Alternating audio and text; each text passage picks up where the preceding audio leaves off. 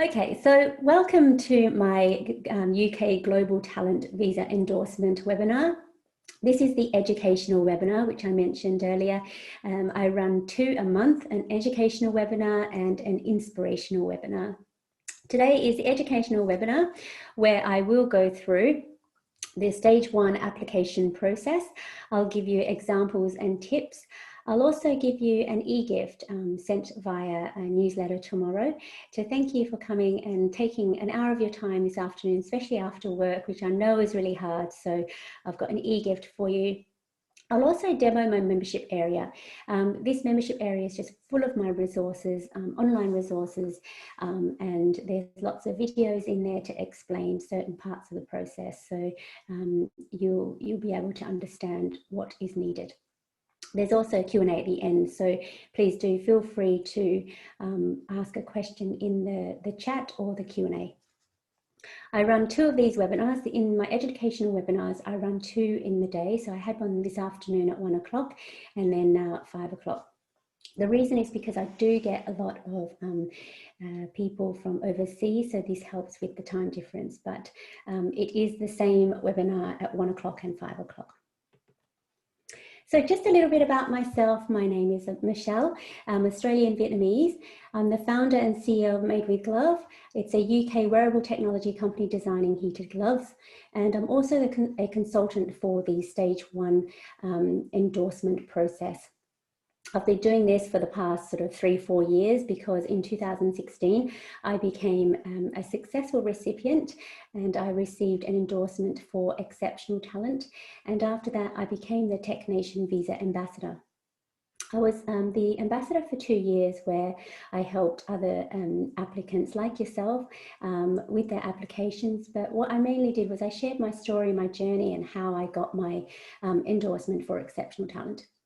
It was very different back then. I know it was only a few years ago, but this visa or this endorsement process has gone through a few iterations and there's been a few changes. And, you know, when I received mine, I was one of sort of the top 50 that received it. So it has changed over years, but for the better, because it's a lot clearer than when I went through it. So this is why I do what I do now, so that you get support throughout the process. Now, in 2019, I received my indefinite leave to remain, and then shortly after, I got my British citizenship. So my immigration journey has almost ended. I just need to apply for my British passport, and because of COVID, obviously I can't, but that's the final step. I've been in the UK for the past 7 years. I based myself up north, so in Manchester and Newcastle, and I did travel a lot down to London, and London, you know, obviously is the place to be.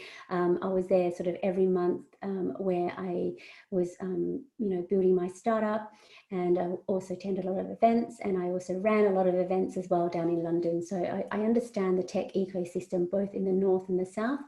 They're very different, but yet the same. The commonality between the tech ecosystems in the UK is that everyone's so friendly, willing to help you. It's such a collegial environment. So it's not hard to be immersed in this tech startup ecosystem. Before I quit my job to become a tech entrepreneur, I was a commercial solicitor in Australia, and I was a solicitor for about 8 years. So I decided to quit my job and embark on this amazing journey. Really enjoy it, but yeah, so the reason why I do what I do is because I've been in the tech industry for the past 7, 8 years. I'm a real advocate for gender and diversity in tech. In 2019, I was listed as one of the top 100 influencers on gender equality and diversity. And, you know, my real passion is to ensure that the tech industry is diverse as it should be, so that we can, you know, go on and develop and build products for everyone. And I'm a speaker, I'm a STEM ambassador, I'm a mentor, and I'm a coach. And what started all this was after I got my endorsement. And, you know, as I said, there weren't many people who had received it, or we didn't know who was doing it. I wrote a blog, and that blog went viral. So then I started getting a lot of inquiries from people from all over the world, and obviously to share my story. So over the years, I've helped over 200 tech entrepreneurs, senior execs, and tech employees. My clients include WhatsApp, Sony, well, people working for WhatsApp, Sony, Tata Communications, LinkedIn, Cognizant, startups, CTOs, CEOs, UX designers, graduates. So I've seen quite a number of different types of people with technical and business skills. And this is why my success rate is about 70 to 80%. I think the reasons are that I've been through the process. Okay, I understand the tech ecosystem. I used to be a solicitor, so I understand how to write in such a way that would convince an assessor. And I also review feedback, so unsuccessful feedback from assessors. I review them and I help applicants with their appeals. So altogether, that's why I have that 70 to 80% success rate, because I know what the assessors are looking for and I know what they're not looking for. Quick disclaimer, this information is for guidance only and it's only about the stage 1 endorsement. It's not legal or immigration advice. Stage 2 is the visa stage, and that's where you would go to seek legal advice for stage 2 if you need it. I didn't need a solicitor for stage 2. I just filled out the form myself and handed in my endorsement letter, and that's all they really need. And then they do obviously the criminal record checks and everything. But if you need legal advice, that's stage 2. I act independently from TechNation and the Home Office. The only way I'm affiliated with TechNation is I am part of the TechNation Visa alumni. So it's a community where successful recipients join a group, and we have monthly meetups, and we share stories and we help each other out there. If you need any legal advice for stage 2 or your own immigration advice, I can refer you to an immigration solicitor. So what is the Global Talent Visa? If you search hashtag TechNation Visa, you will find information about the Global Talent Visa in digital tech. It used to be called the Exceptional Talent Visa. So that's the visa that I got when I was successful, but it's now called the Global Talent Visa. It's very similar, and it's just rebranded. It's a special visa that was introduced to allow highly skilled tech entrepreneurs and talent in digital tech the right to apply to live and work in the UK for up to 5 years. It's a 2-stage process. So stage 1 is the endorsement process. So TechNation must endorse you. And how you get endorsed is you've got to meet the strict criteria that TechNation have set before you can apply for the visa. Now, when we go through the criteria and all the documents that you need to submit, it looks like a job application. It has the flavor of a job application, but it is more than a job application. And we'll go through it there. So as I said, the Global Talent Visa is it's an umbrella visa, and there are many endorsing bodies that endorse people from different sectors and industries. So TechNation is an endorsing body for digital tech, but then there are other endorsing bodies like the British Academy, the Royal Society, the UKRI, the Royal Academy for Engineering, and the Arts Council, and they endorse people from different sectors such as research, engineering, science. The Arts Council is obviously the arts visa. There's also fashion and architecture. But for the purposes of this, it's just the TechNation visa that we're looking at. So the benefits of the Global Talent Visa is that it gives you the freedom and flexibility to live and work in the UK for up to 5 years. You can apply for an indefinite leave to remain and British citizenship. You can bring your dependents with you, which is great. So if you've got any kids or if you've got a husband or wife, you can bring them under your visa. You can also register a UK limited company. So when I help students, especially on tier 4s, that they can't register a UK limited company if they want to, register their startup, they can't on their existing visa. So the Global Talent Visa allows them to do that. You can also work for a tech company without the need for a company sponsorship. And this is quite liberating, actually, because those who want to, work in the UK, there are lots of visa routes. And the most popular one, obviously, is when a company sponsors you, but they have to go through all these rigmarole of, advertising, and there's all these strict criteria, and then have to pay for a certificate of sponsorship, and then you're attached to that company. You can't move from that company because they issued you with the sponsorship. Whereas with the Global Talent Visa, you have the freedom and flexibility to work anywhere you want to. So for example, when I got mine, I had a startup obviously, but then I wanted to take a break from my startup, and I worked for a university, and then I worked for an accelerator. So, and it didn't matter. I didn't have to report to anyone. The visa is attached to you. It's also very cost effective as well. So I've had a lot of visas over the years, and this one was the cheapest. So it's not in the thousands, which most visas are.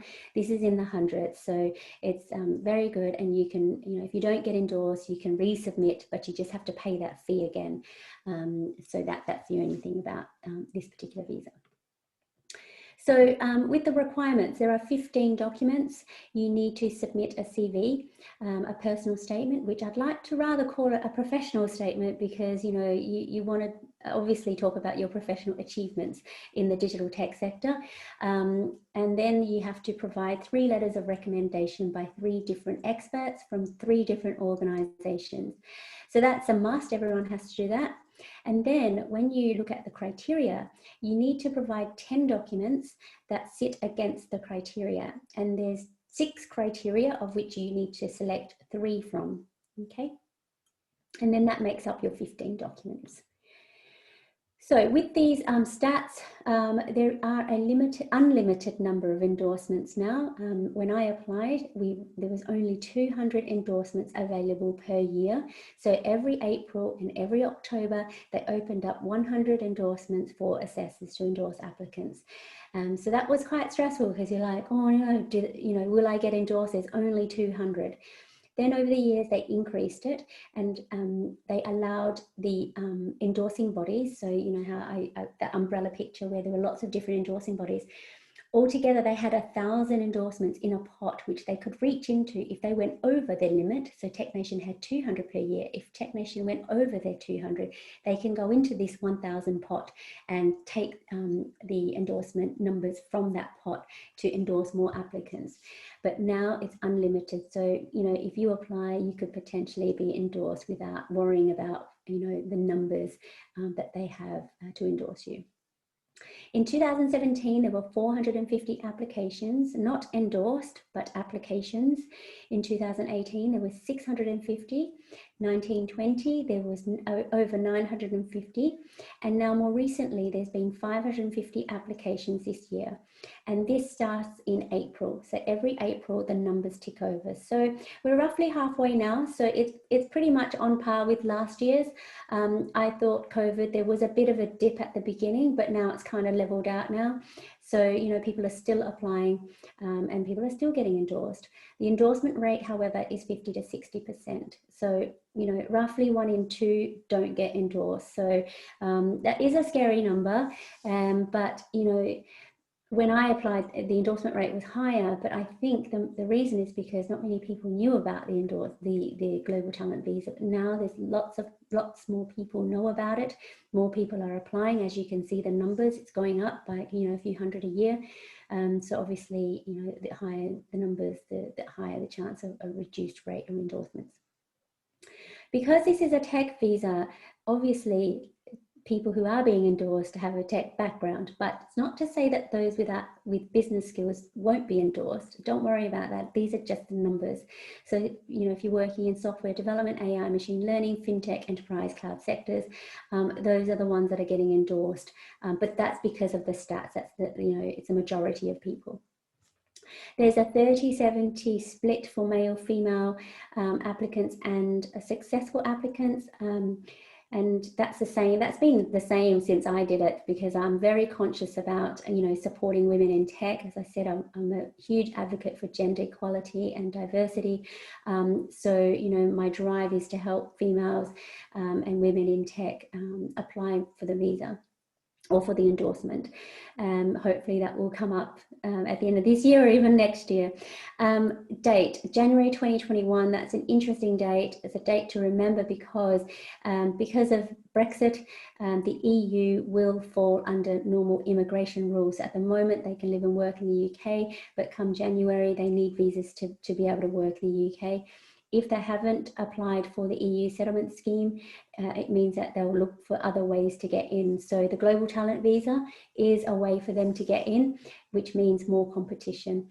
So this is, if you want to apply and you're ready, you should start looking at applying now before January, before the numbers go up again.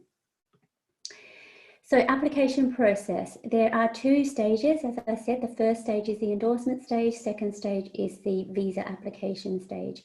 In the endorsement stage, there's 2 steps. The first step is you apply to Home Office, and that's where you pay your money, and the fee is $456, so it's not too bad.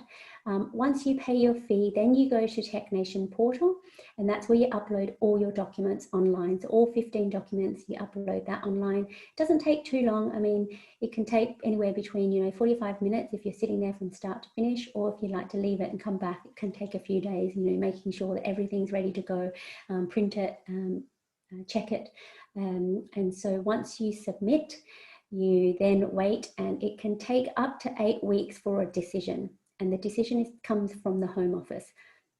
However, during COVID, decisions are coming back a lot quicker. So I've had clients that have had a decision within 4 days, and then more recently, 2.5 to 3 weeks is usually the rough average at the moment, which is really good news. I mean, when I applied, it was up to 8 weeks, and it could take that long as well. There is a fast track option, but that's only for those who have been admitted into accelerator programs. So that's the fast track. That's the only fast track. Now, if you are endorsed, that's great news. You go straight into stage 2, which is the Home Office visa application stage. You'll also have to pay fees. So that's $152 for the visa fee, £19.20 for the biometric fee, and then the NHS fee, or the immigration health surcharge fee. It has increased now, so it's just increased to $624 per year, and you need to pay this upfront. When I applied, it was $200 a year, so that was a lot less than $624. But since I applied, they have had an increase to $400, so it's kind of increasing $200 over, I think, the past of now 4 years now. So it's had 2 increases. And it takes about 3 to 8 weeks for you to get your actual visa. Okay, now if you weren't successful, you will get notified by the Home Office in an email with feedback by the assessor. So if you do get feedback and it's unsuccessful, you'll read it and you can apply for a review. So this is where you can appeal the decision, and I do a lot of these. You've got 28 calendar days in which to respond and appeal, and it will get sent to a new assessor, and they will review what you've said and also review your full application. They will decide whether or not they agree with your appeal, or they agree with the initial assessor's decision. If they agree, great, you go over to stage 2 and apply for your visa. But if you are unsuccessful, you can take on board that feedback and you can resubmit, or you can go through another visa route, unfortunately. So it depends what the feedback is, and I help applicants with that. I've seen quite a lot of appeals, and some are great. Some decisions, sorry, I've seen a lot of decisions. So yeah, it's unfortunate, but sometimes you can pass, but sometimes the assessors are very adamant that you didn't meet the criteria. So there are options there. So that's that's a little bit about the process. Now let's look at the eligibility. So this is if you've got a technical skill or a business skill. Have a look at these types of jobs. It's not an exhaustive list, so if you don't fall in it, it's okay. You can still apply, because TechNation understands that the tech sector moves so quickly. New products are being built, new roles are being established, so it's up to you to decide which side you fit in, and then it's up to you to convince the assessor how you add value and how you meet the criteria. Okay, so you just have a look at that list. It's pretty clear. But what they've done here, and this is what I didn't get, was what's not a suitable applicant. So consultancies, this is the main question that I get asked, is about consultants. So if you're a technical or management consultant, and you work for a tech-enabled service company that builds products for clients, it's a no. If you work for a product-led digital technology company, which is a company that builds its own products, then yes, you would be eligible. Similarly, those who have a business skill and they work within that product-led digital technology company, and they, you know, are responsible for selling their own products or launching their own products, that's fine. But if they work in an agency where they have clients, then Tech Nation are pretty clear here that they don't accept applicants who outsource or work in agencies who have clients. Okay, the trick is clients, you know, as opposed to customers. Okay, so that's eligibility. The next bit is category. So which category do you fall under? Is it exceptional talent or exceptional promise? When I applied, they had exceptional talent or promise, but they didn't explain which one you could tick the box, and there was no indication. So I just ticked talent because it was pretty clear what that meant. But yeah, I just checked that box. But over the years, they have made it clearer. So if you tick the talent box, it means that you've got more than 5 years experience, you're senior in your field, you've got a track record of innovation, you're a leader, and if you do get talent, in 3 years, you can apply for an indefinite leave to remain. However, if you've got less than 5 years experience, if you're a graduate or you're promising in your career and you're junior, you've got potential innovation or examples of innovation, you're a potential leader, then you would go for promise. And that means in 5 years, you can apply for indefinite leave to remain. Okay, so the difference is, you know, the years of experience and then the ability to apply for an indefinite leave to remain. The assessor has discretion though. They give you that guide, so you determine which one you fall into and you let the assessor decide. Now, I had a client that applied under promise, and the reason is because she was sort of in between, not in between, but she jumped from one job to another, which meant her role was a bit different, but she still had quite a number of years of experience in her old job that led her to then change jobs into a new one. So she didn't want to go for talent because she didn't feel confident enough that she could provide proof for talent. So she went for promise, and that's absolutely fine. But at the same time, the assessor said, no, she's actually a talent applicant, and they assessed her under talent and she got talent. Okay, so similarly, if you go for talent and the assessor thinks that, you know, you could actually be promise, they will endorse you under promise. But what they could do is just say, you're not even talent at all, you're not even promise, unsuccessful. So it is a risk. It is, they put the onus on you to decide and prove which criteria you fall under. But if you are cheeky, and some applicants have been, you know, they've got 10 years experience, but they go under promise, the assessor knows that they're, yeah, so you just have to make sure that you pick which one is closest to you and apply for that. Okay, so now that we've talked about eligibility and we've talked about category, now this is the criteria. And as you can see, it's important to talk about the category, talent or promise, because it depends on which, it actually determines the criteria that you would select as well, and the differences between the two. So I've highlighted in red the difference. So there's key and qualifying criteria. There's 2 key criteria and you select 1 out of the 2. And there's 4 qualifying criteria and you select 2 out of 4. Okay, so the first key criteria is about innovation. If you select talent, you need to show proven track record of innovation. But if you select promise, you just need to show examples of innovation. See, so it's a lot softer in promise because they know you're not quite up that level, that senior level yet. Key criteria 2 is about proof of recognition for work outside of your immediate occupation that contributes to the advancement of the sector. Okay, so this is stuff that you do outside of your day-to-day job. It's the same for both talent and promise. The qualifying criteria, you've got 4. The first one is about significant technical, commercial, entrepreneurial contributions. It's the same for talent and promise. The second one is about leadership. So if you go for talent, you should be recognized as a leading talent in the digital tech sector in your field. But if you go for promise, you show that you're recognized as having the potential to be a leading talent. The third criteria is about continuous learning and mastery of skills, so any certifications.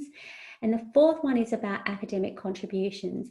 Again, for talent, you have to demonstrate you have exceptional ability in the field by making academic contributions, or under promise, you just need to provide more than one example of innovation in the field by making academic contributions. As you can see, it's a little bit softer in promise. So let's go into a bit more detail. So under the innovation criteria, I've split it out to talent and promise. Some examples that you can show, obviously, if you have any patents, you can show that. I've only ever had 2 clients that had patents and they submitted that, and obviously they were accepted, but not only because of this criteria. You know, you have to meet all the criteria, not just one. But you know, if you do have a patent, you generally do have a strong application. You can show your designs and explain why it's innovative and how it's innovative and what is the innovation, what problem you solved, and how did you solve it using the latest digital technologies. Concepts, prototypes. So, you know, explaining your projects. Now, you need to provide 3 examples in each criteria, okay, to ensure you meet the criteria. So 3 examples of 3 different projects. Now, employment contract. This is a question I get asked sometimes, but I do like to point out that in the guidelines, it does say that you can put your employment contract under innovation. I say be careful, because employment contracts only say what your salary is, what your role is, if you've got any bonuses. So unless it actually talks about innovation, or if you can prove that an employment contract provides or meets the criteria for innovation, then so be it, and put it in. But if it doesn't, I wouldn't use employment contracts to show innovation. Okay, so just be careful. So key criteria 2 is about proof of recognition for work outside your immediate occupation that contributes to the advancement of the sector. So this is stuff that you do outside of your day-to-day job, and this is a criteria that I selected. So I did a lot of speaking at conferences. I was an influencer.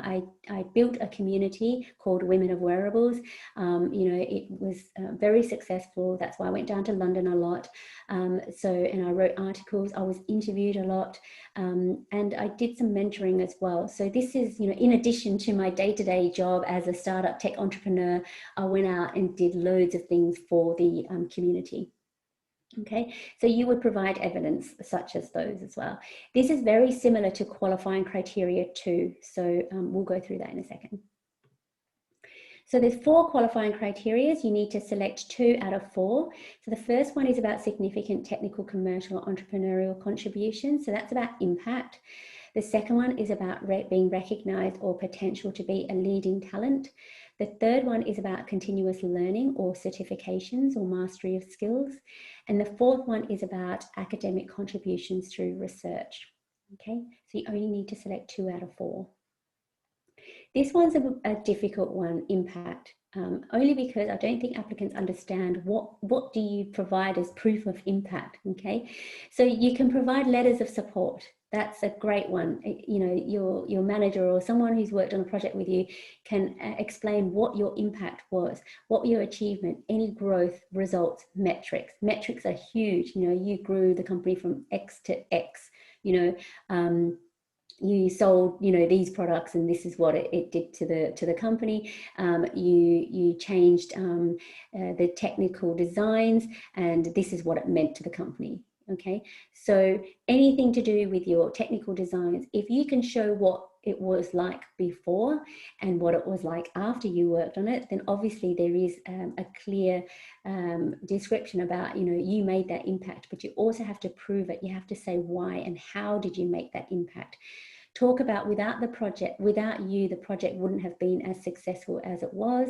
Use the word I instead of we. I have lots of clients who put, obviously teamwork is key in this, but the assessors aren't interested in teamwork, unfortunately. They're more interested in what did you do. So just ensure you really do pick out what it was that you actually did and what impact did you make. Okay, and the impact needs to be to the product-led digital technology company that you worked for or working for. The second qualifying criteria is about leadership. So this again is very similar to the key criteria too. So leadership is again about your expert knowledge. It's about you being an influencer, making impact, talking at events, writing articles, being interviewed, writing blogs, or you've authored books. I've had loads of clients that have authored books and write articles and being interviewed. If you've made any presentations, if it's on YouTube, because some of them are, you would take a screenshot of that, but ensure you include the date, how many views, if there's any comments, any engagement, a letter of support from a company to show your leadership skills definitely as well. Google yourself. You'd be surprised if you've done some things but you don't remember. Google yourself, see what's out there about you. Winning any awards as well, any leadership type awards, but these awards need to be external awards, so not internal company awards. Unfortunately, Technation guidelines have said it's not internal company things that they're looking for outside. So they want you to go out of your comfort zone, outside of your company, and go out there and make an impact to the sector. Okay. So third criteria is about continuous learning and mastery of skills. Now, this one has seen many iterations over years. It's a lot different to when I first started. They still had this criteria, but they've actually refined, defined, and clarified this one. This one has, it's got to be consistent and frequent patterns of study ranging from over 5 years. Courses or anything is more than 20 hours. When I applied, it was literally the last 12 months of what you've been doing in certifications and courses, and they didn't say how many hours. So a lot of people were just doing Udemy and Coursera courses, an hour here, 2 hours there, because they didn't clarify it. And also, they only limited it to the last 12 months. That is not a lot of time to learn, new things and also to work in your day-to-day job. So that's why they've now changed it to continuous learning over 5 years. And they've also said, you just have to show modules, what did you learn, your results, as well as the certificate over 5 years. So it can be accredited and non-accredited. It can be paid and unpaid. Just looking at where you are now and what did you learn over the period of 5 years to get you to where you are today. Mastery of skills is a new one in terms of they have clearly defined what mastery of skills, and they've only just defined that since 4th of June this year. One of my clients who I'll be interviewing in 2 weeks' time, we went for this one, and it was really interesting because he had done so much of his own learning in his projects that he was able to show mastery of skills as opposed to certifications, because I know that you're working in such new digital fields and concepts that there is no course for what you're doing, right? So you learn on the job, and then this is a really great moment of reflection, and you think about what did you do to get through and make this project a success? What did you learn? What did you teach yourself? How did you teach yourself? And then you would obviously, get managers or someone to vouch for you on how you mastered that particular skill. And I think this exercise is really fun. I'm going through a couple of clients going through this one now, and it's really interesting. The fourth qualifying criteria is the academic research criteria. This is the one that I chose as well, only because I was affiliated with a university, and I asked them to do some research, but at the same time, my research contributed to their research. There's talent and promise. The first one, talent, you've got to demonstrate exceptional ability. If you've got PhD, masters, if you've been published in journals, if you've got a letter of support from a research supervisor. For me, I asked a professor to write a letter of support. I also won an innovation voucher as well. So this is, the UK is obsessed about, R&D and innovation grants and things like that. And, clearly it's reflected in here. So if you've got it, great. If you don't have to go for this one. Not a lot of people do go for this criteria. So if you've got any evidence of awards for academic achievement for your research. And then obviously promise is less, you don't have to ask letters from research supervisor or professors. It can be from senior academics, if you've contributed to any academic R&D grants, your name's not listed in those grants. That's okay. If you've contributed in some way, that's absolutely fine. interviewed Diego. He went for this one because he was a PhD student. He had loads of publications and he presented at international conferences. So this one was really good for him. He had letters from research supervisors and stuff. So, you know, it really depends on your background, but you don't have to choose this one. Not many people do. So now we'll go to personal statement, letter of recommendation. These templates are in my membership area, which I'll show you, and they all have explainer videos. So with the personal statement, you've got 1,000 words or up to 7,000 characters, okay? And I suggest you start this at the end, after you decide what all your documents are going to look like. Because if you decide to take out one piece of evidence, but you find it still really important, you can talk about it in your personal statement or you can put it in your CV. But this is your chance to tell your professional story in tech. Why do you want to be in the UK? What are your plans? And it's a chance to show your talents and convince the assessor why you deserve to be in the UK, why they need you to be in the UK. Focus on your impact, achievements and outcomes. Your letters of recommendation, you've got to ask your experts early. They need to be people in very senior fields, director level. Check their achievements and credentials. You know, I'm going through this process with a client at the moment. He's listed lots of experts, but then when you actually look at them, do they fit the criteria of an expert according to Tech Nation? Maybe not. So you've really got to think about who in your network can help you. And then we go through an exercise, we start Googling them as well and looking at their LinkedIn, kind of stalking them. But it's only because we have to make sure they're the right experts, because you don't want to ask them and then they're not the right experts. It's quite embarrassing to say, actually, we don't need you. But what I do, this exercise is really important because sometimes they're not appropriate or relevant to be your experts, but they can be your support people that you can ask to write a letter to help you meet the key or qualifying criteria. Okay, so they don't need to be directors or they don't need to have, you know, expert status, but if they can help you fulfill one of the other criteria, they, you know, you can still use them. So don't discount them. And this is a great exercise that I go through with all my clients. They can be from the UK or they can be from your own country or they can be from, you know, international. So it doesn't really matter so long as they know you and your work. They have to be from different organizations. Okay, so there have to be 3 different people from 3 different organizations talking about 3 different perspectives about you.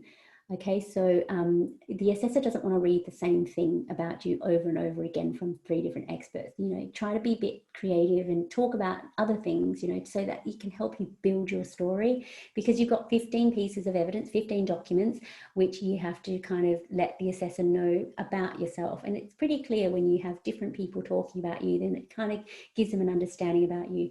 The same thing that has to be consistent throughout your document, in your letter of recommendation and in your personal statement, is what your future plan is.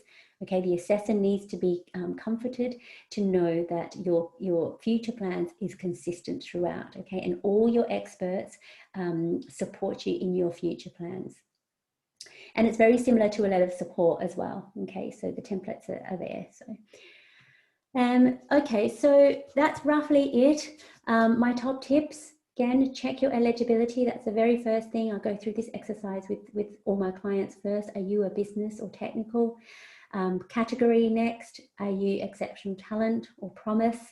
Or what do you think you are? And then what I tend to do is I look at evidence. Evidence really will let me know whether or not you're talent or promise. Also in the number of years that you've been working as well. List your achievements. This is something another exercise I go through with all my clients, because it gets you in the right mind frame. Okay, if you start on a positive note, if you start on listing your achievements, then, you know, this is a great reflective process as well. And then you look back over a period of 5-10 years. Wow, look at what I've achieved and what projects have I done. Never in your life will you do this other than, you know, yes, you apply for jobs, but this is more than a job application. Okay. Think about what your plans are in the UK. You know, sometimes I actually talk to clients and I actually help them figure out what they want to do in the UK, because this process is so overwhelming. I know, I've been there. So many things to think about, but really solidify your plans in the UK and build your story as well. And how you articulate that story is really important. Think about who your experts are and if those experts can be your support people as well, or instead of. criteria, I go through this with all my clients when we first start, is we go through a checklist and we look at every single piece, every criteria and every single piece of document that could potentially be under what criteria. Sometimes certain documents can be moved around. So as I said, the leadership qualifying criteria is very similar to the key criteria, so we can move that around. So it really depends on what other documents there are. It's a process of, you know, it's like a jigsaw puzzle, you know, you move things around. Personal statement, draft that at the end, definitely. Number 8, calculate your timing. Okay, this is really important. I've been there. I had 3 months left on my current visa before it expired, and only then did I find out about the Global Talent Visa. If you are already in the UK on an existing visa, check when that expires and then work backwards, okay? Because the endorsement stage takes up to 8 weeks for a decision. Even though during COVID it's about 2 to 3 weeks, you can never rely on that. They have up to 8 weeks. Then it takes up 3 to 8 weeks for you to get your visa, right? Then you've got to factor in your preparation time. Then you've got to factor in the time to gather all the documents. You know, it's one thing gathering the documents, it's another thing to then now start preparing your application. Okay, so that is a long time. So I've had clients that you know, come to me at the very last minute and saying their visa is expiring. So, you know, we have to drop everything and do it, which I don't like doing because, you know, that's very stressful. But if you can calculate backwards, leave at least 6 months before your visa expires. If it does expire in 6 months, leave at least 6 months. You know, I've got clients that their visas are expiring in 2 years and they're starting to think about it now. Okay.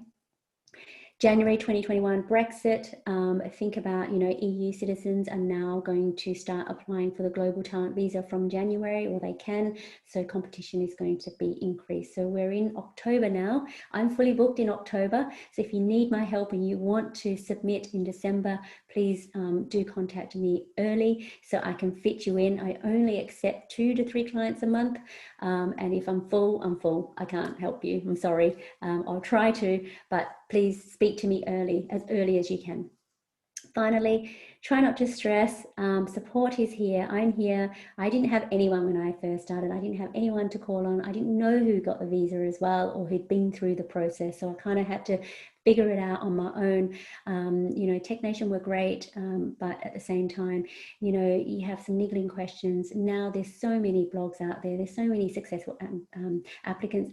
There's now ambassadors as well, which I was. So, but you know, that's why I'm here to support. So if you need my help, I'm here. These are my different packages of support. The purple is the paid, the white is the free. So I've got a DIY membership area. I've got 4 years of knowledge in a membership area package where you can have a look at, which I'll go through today. 1 hour consultations. I do go through, you know, eligibility requirements with clients. If they've been through the sort of halfway through the process and need someone just to double check things, I'm here to have a chat with them for an hour. My most popular package is my bespoke one-to-one. And this is what I was saying. You need to let me know early so I can fit you in. It's an 8-week engagement. It sounds like a long time, but it's not, because it's 15 documents and we go through 2 documents per week, and that is on top of your full-time job. I've had clients that have stuck with me for 4 months, and that's absolutely fine. I try to finish them off in 4 months because then it drags, but I will stay with you until you're ready to submit. Okay. Appeals, I offer appeal support as well, and reviews is something that I've only just started because a lot of applicants are kind of part way through their applications and they need me to help them to review before they hit the submit button, because once you submit and then that's it. If you get unsuccessful feedback, it's harder for me to help you appeal than if I help you before you submit. Okay, so just bear that in mind. Please do seek me, because I do get a lot of unsuccessful applicants, and I just think if you just come to me first, I could have helped you just clarify something. I do weekly newsletters, Tech Nation Visa blog. I have my educational, inspirational webinars. I have a Facebook page, a YouTube channel. LinkedIn group is coming up, but I'm very busy at the moment. So maybe that I'm going to park that for next year, but do contact me anyway. And I'm always here to support. So I do office hours. If you've got any other questions, if I don't answer them here, or if you need more information, I do office hours from 12 to 4 on Monday. I've already got a couple of slots already booked from my 1 o'clock webinar. So do let me know in the chat if you do want to book in, and then I'll just email you a time. And this is my ebook, which I'll share with you in my newsletter tomorrow. It's something that I created, just a few questions. I know this is an overwhelming process. It's just little questions that I've asked you in this book. Have you done this? Make sure you've done that. So yeah, it's just me on the side, just asking you to double check things. Okay, my next webinar, my inspirational webinar, is on the 22nd of October. This is Christo. He's a tech entrepreneur from South Africa. He came to one of my webinars actually during COVID, and during the thick of COVID, and he reached out after the webinar. I reviewed his application, and he only just got his result this week. He actually asked me in June. And it's taken him quite a long time to, refine his application, make sure it's right. And he only just submitted, 3 weeks ago. So it did still take him quite a few months to prepare his application.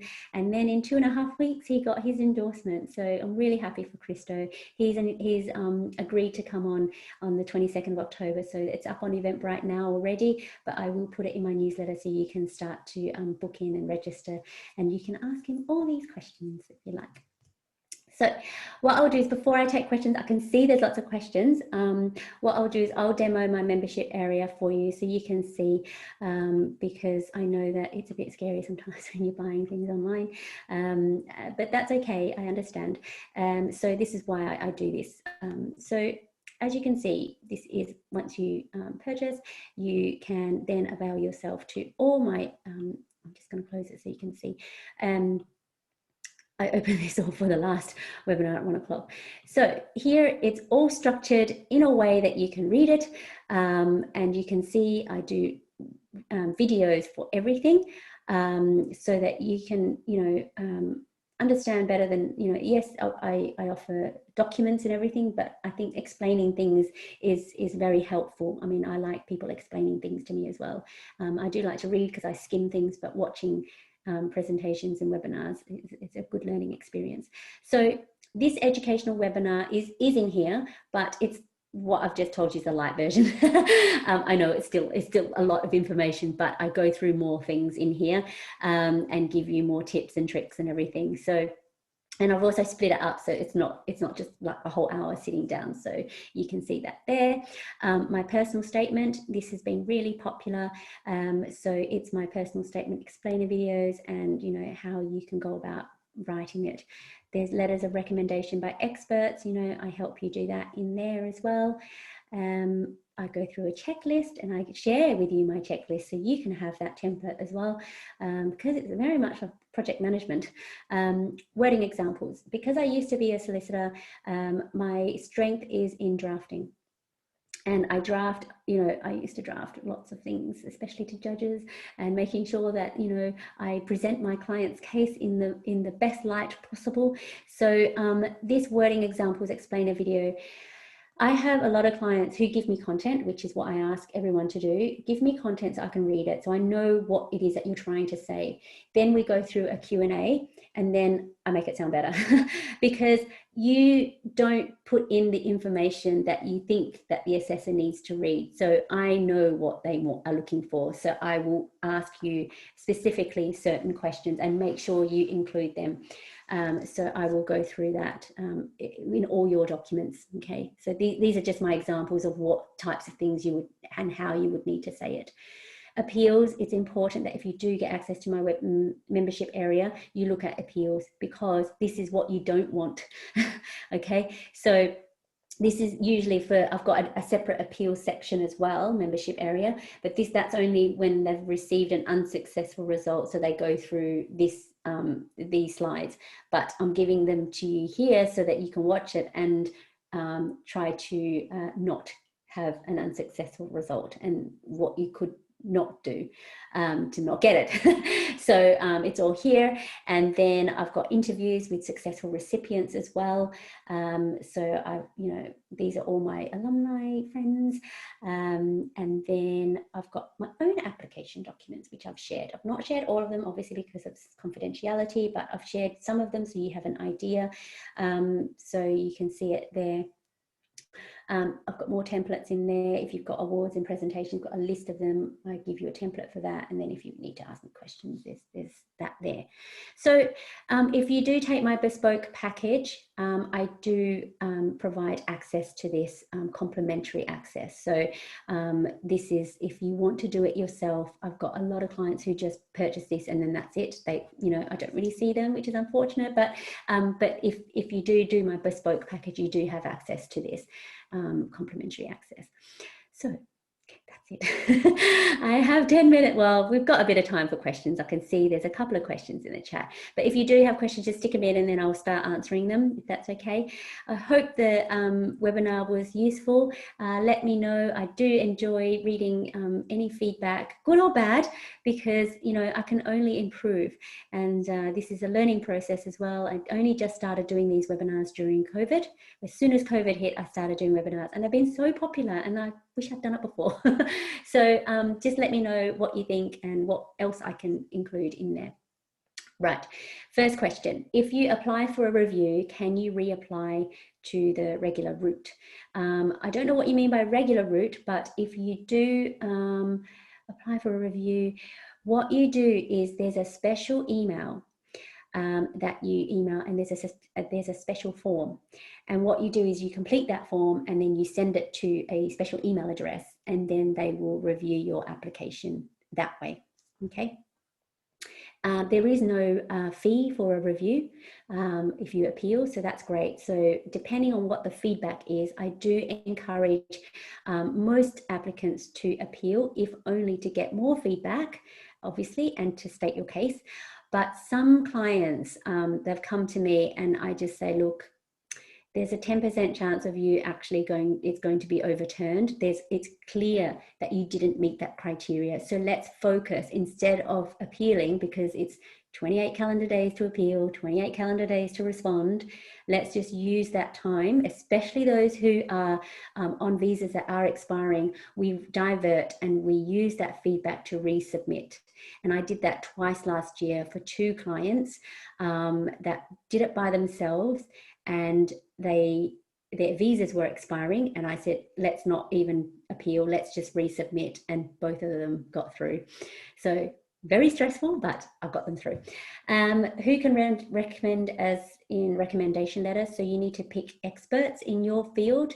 So this is what I mean by you need to really think about who your experts could be. Have a look at their LinkedIn profile, and just ensure that they have the right credentials, and it's in the guidelines. They need to be C-suite.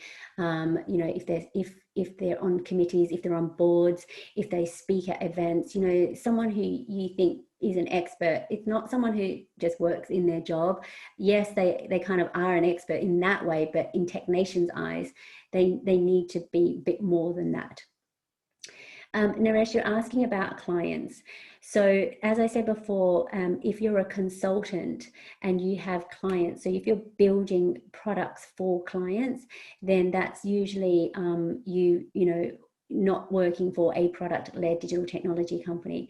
But if you have customers, if you're building the product for customers to use and buy, then that's okay. So for me, the client word is the tell-all about if you work for a digital technology company. I can talk more about that later. If you apply for Promise and they judge under talent, will they disqualify your endorsement for Promise? Sometimes, that's the thing, so you have to be careful. So as I said, some people can be quite cheeky and they've got 10 years experience, but they apply under Promise to sort of tell the assessor, well, I'm gonna apply for Promise instead of talent, even though I've got 10 years experience. The assessor is going to know that you should actually apply under talent, and you should submit documents to meet the talent criteria. Okay, but some clients are on the cusp. So if they're on like the 4 or 5 year mark and they're not sure, they go for promise. And you know, that's kind of understandable because they're on the cusp. But if it's clear that you should be under talent, they can either go, well, no, you're promise, or they can completely disqualify you. That is the danger. So eligibility, yes, I do talk about eligibility to clients. Someone's asking, are they eligible? So that's what my office hours are for. I can do a quick eligibility check. So just let me know if you want to book in for that, and then I'll email you separately, okay? Thank you, Shireen, for the feedback. Are decisions final, or can you reapply infinite times? I wish you could, but you can only appeal once, unfortunately. So this is why sometimes appealing can be a strategic move, and that is to get further feedback, even though if you feel that you should get the endorsement. But sometimes I say, well, let's just check with the second assessor. Let's see what they think. And then you've got 2 pieces of feedback to go back and resubmit, okay? But once you appeal and they give you that second feedback, that's it. Unfortunately, you can't go back and say, can you look at this again? So your choice is to resubmit, look at the feedback. And the feedback over the years have been pretty good. Some of them can be quite harsh, but it's just because they've only got a small box to write the feedback, and don't take it too personally.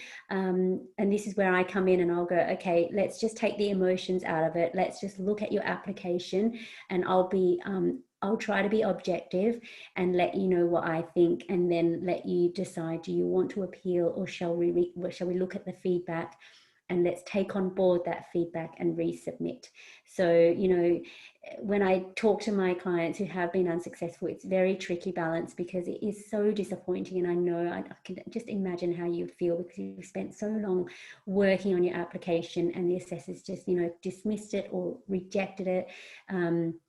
After, you know, even a week of looking at it, and you've spent months planning it. So it is disheartening. So does the appeal apply both to promise and talent?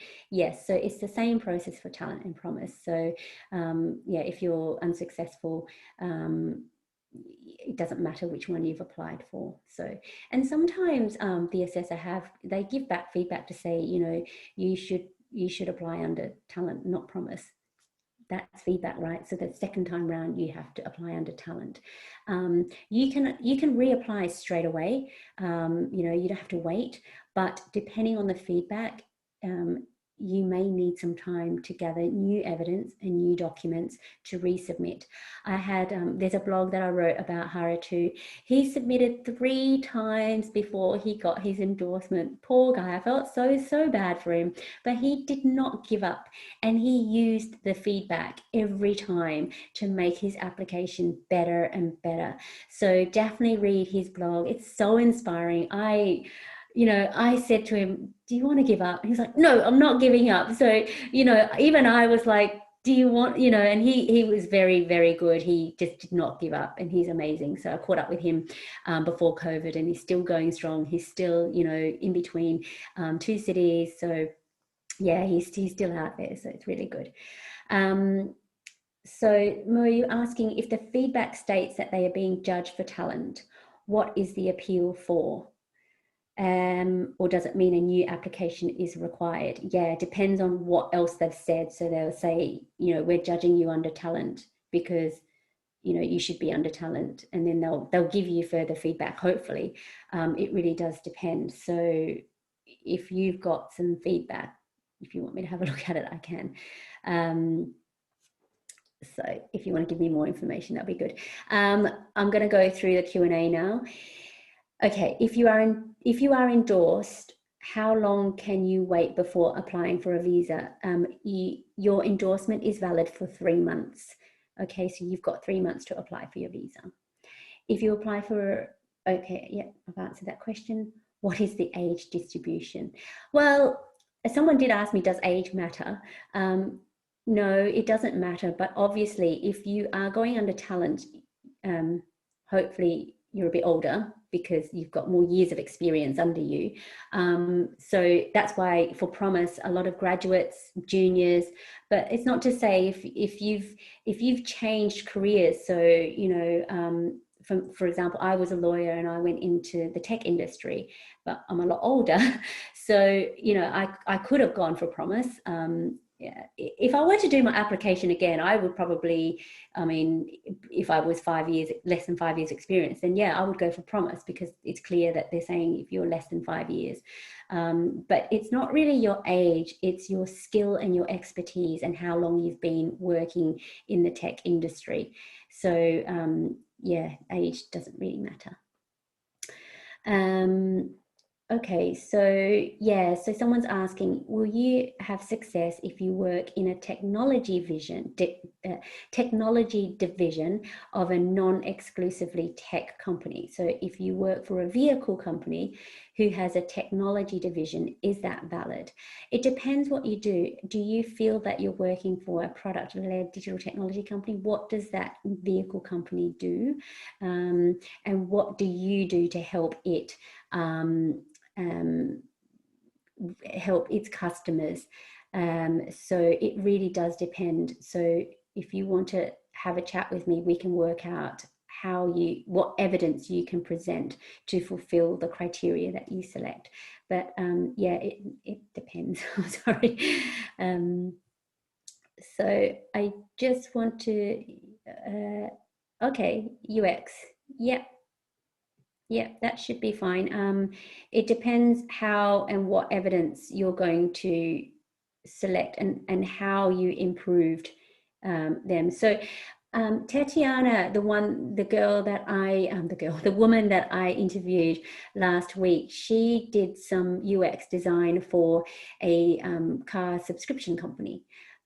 So she made it better, and they were the first car subscription company in a country that didn't have it before.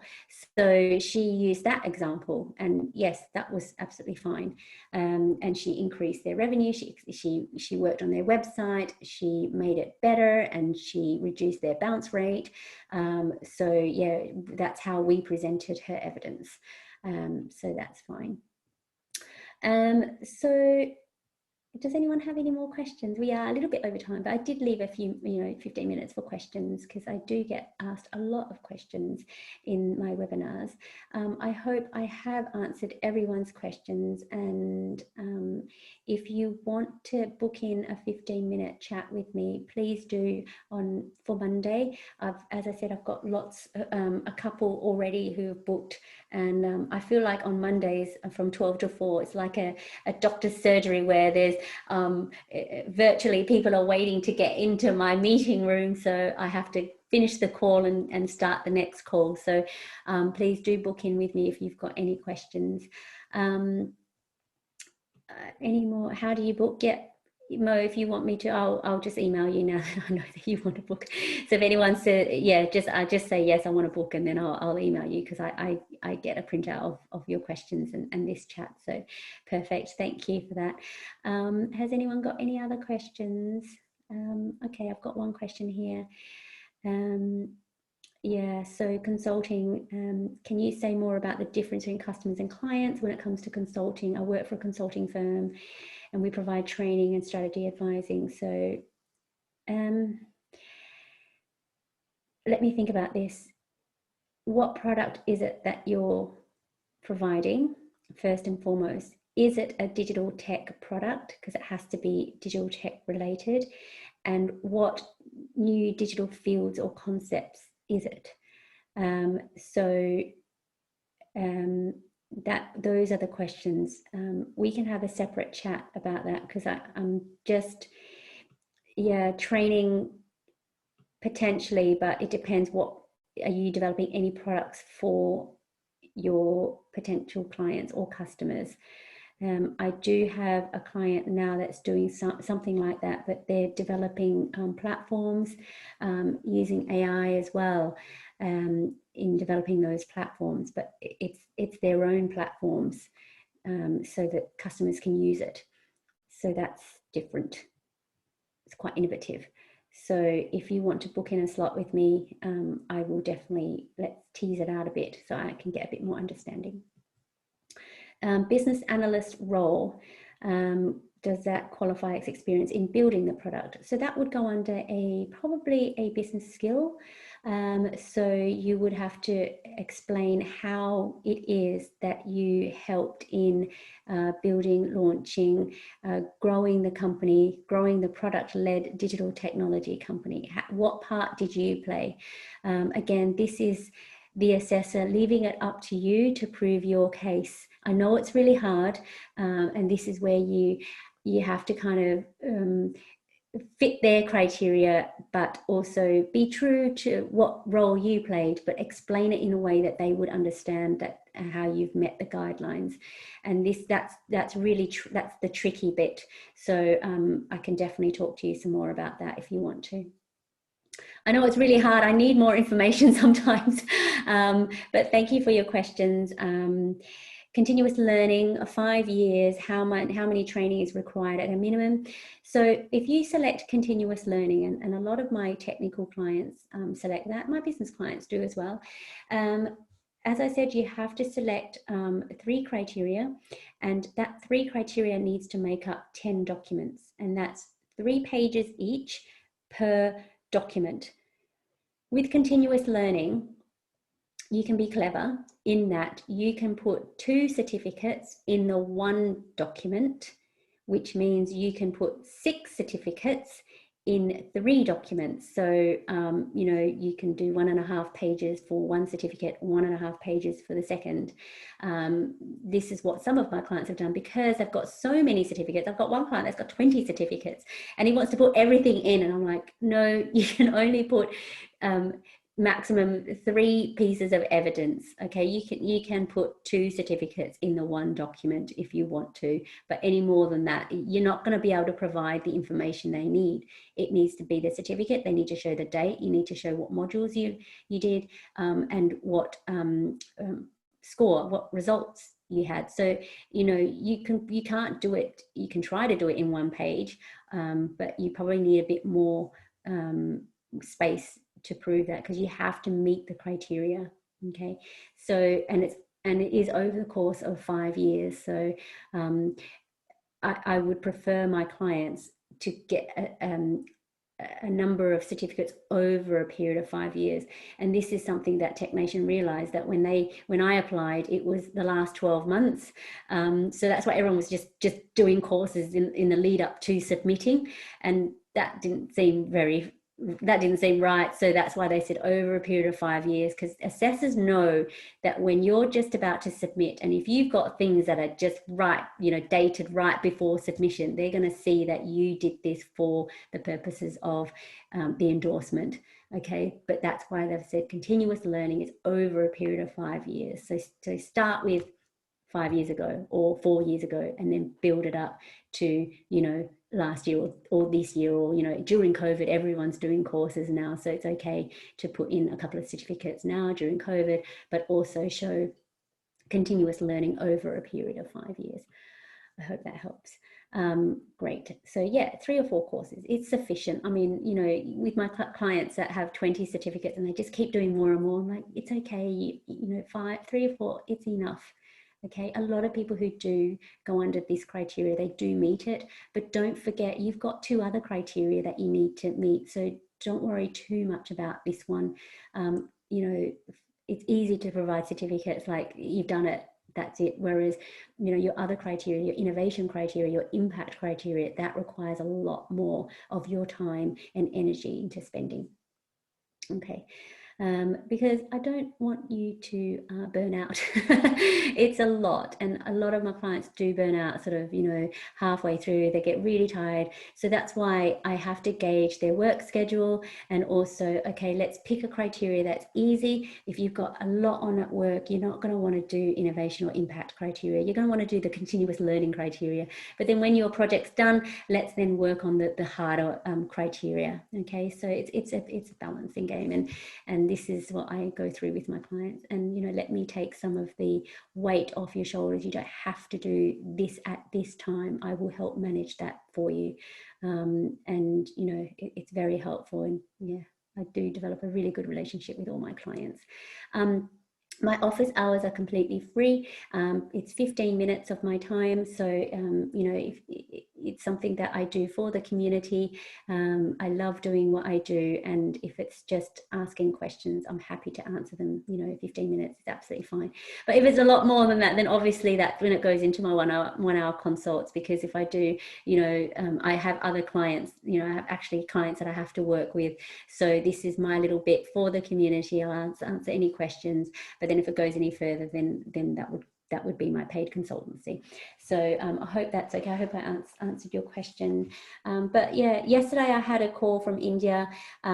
He was, you know, doing some research, and we had it was literally 15 minutes. But after that, he's like, thank you so much for all the information you gave me in 15 minutes, because I do ask you to fill in a form as well, because I don't want to spend that time asking you questions about yourself. So I want you to use the time wisely. If you've got, you know, questions, think about them before. And this is what I ask you to put in the form, so that as soon as we start the call, I answer your questions, okay? And I understand your background briefly, so we take advantage of that 15 minutes.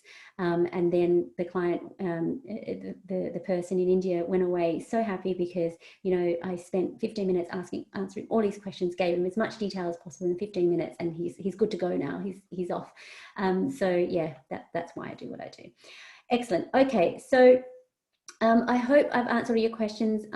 I will come back to those who want to book with me. Antonia, I'd like to have a quick chat with you, if that's okay, on Monday.